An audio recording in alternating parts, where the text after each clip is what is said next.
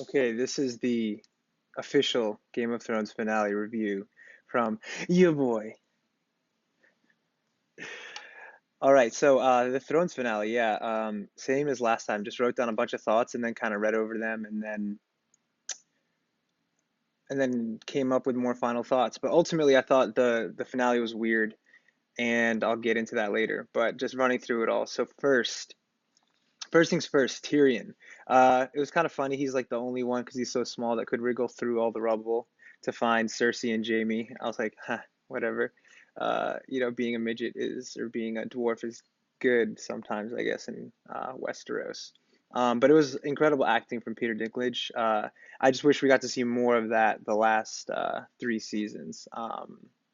That moment would have been way more powerful if that were the case. What happened to Arya's horse? It was super poetic, her riding out on the horse, and then it's gone, and she's just walking around like all glum and sad. Kind of weird. I still think Daenerys calling Grey Worm by his real name is weird. Why didn't she start that way before when she first freed him? I think the gesture falls very flat.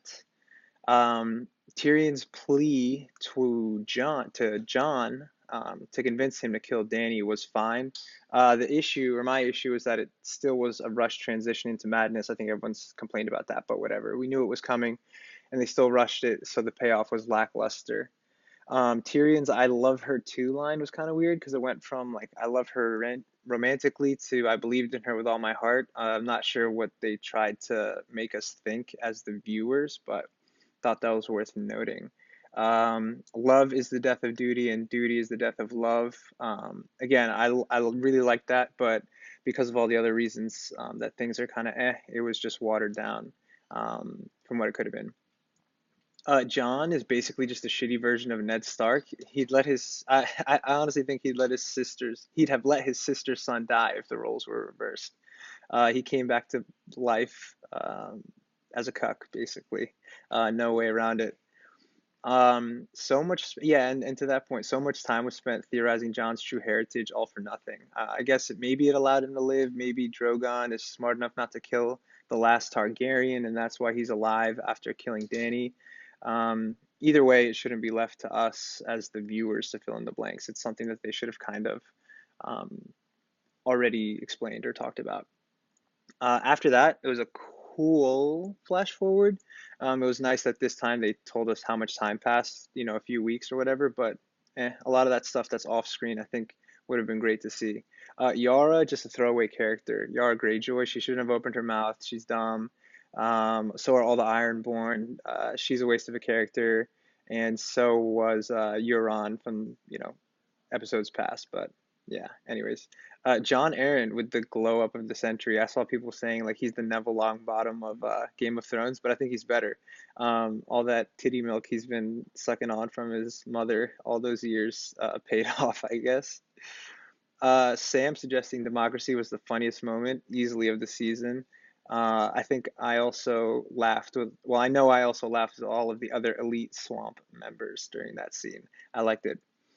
Tyrion said that the one with the best story should lead. Bran knows the best story, but he doesn't have the best story by a mile. So, eh.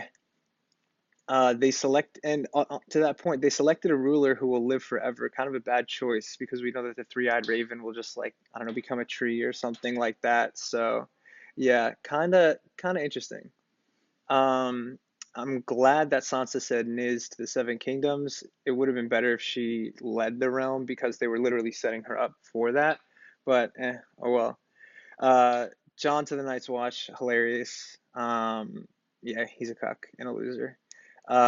Brienne adding to Jamie's history was nice, but it would have been nicer, in my opinion, if they didn't boink. And I think a lot of my complaints about Brienne go back to, and Jamie go back to that. I think Jamie's story arc still would have been satisfying having him go back to Cersei, even though it was rushed.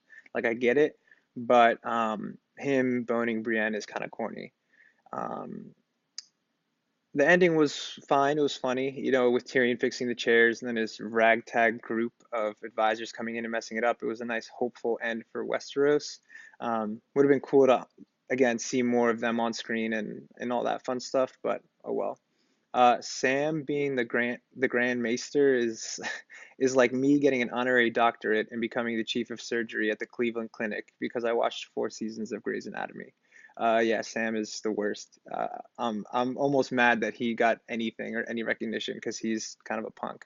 And he studied for like, you know, 3 months. I studied for 5 years and got my bachelor's, and I took financial accounting 3 times. But you don't see me being an accountant. Anyways, I had to look this guy's name up, but Archmaester Ebros can finish A Song of Ice and Fire in 8 years, but George R. R. Martin can't write the sixth book in the same amount of time. Interesting. Interesting choice. I think they totally added in that shot of John petting Ghost after everyone flipped their shit last episode. I think that was definitely like immediately done over the last week. They're like, pour all the amount of money into this to make it happen.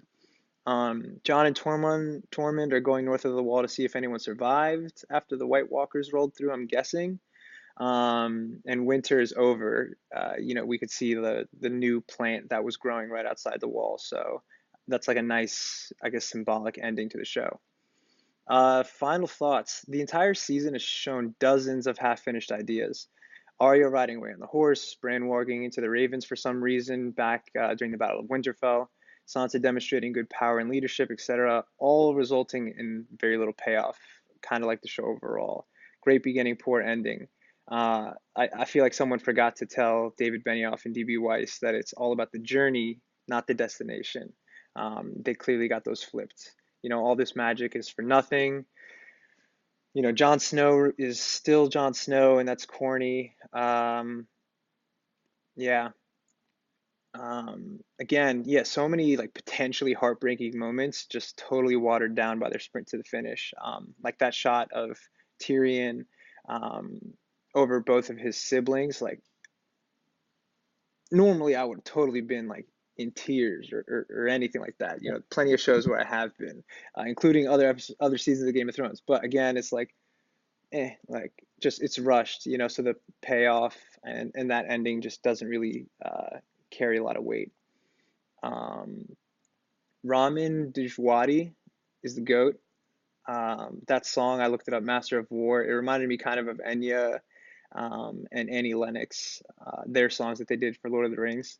I just wish there was like a full version with whoever that woman was singing, because that was an awesome song, and definitely set the tone before Jon killed Daenerys. Um, and a couple last things. Yeah, I realized Jon is. I kind of thought about this, but Jon is potentially the new Jaime. He's got incest. He's got queen slaying. He's got banishment. He just really needs like a golden foot or something to bring things full circle. And how many times did Jon say "You are my queen" this season? I'm hoping someone has like an official counter. But yeah, ultimately it's over. It's nice. It was weird. Plenty to complain about, but it's nice that it's over. This episode in particular, I felt like could have been at least 2 or 3 episodes on its own in the aftermath of Daenerys burning King's Landing, but it wasn't, and that's fine. It's good. I'm not gonna like. I'm glad I don't have to complain anymore about Game of Thrones. Solid-ish show. I think. That gif of Larry David perfectly sums it up with the that's kind of how the show ended and how the season was. So, yeah, that's Thrones.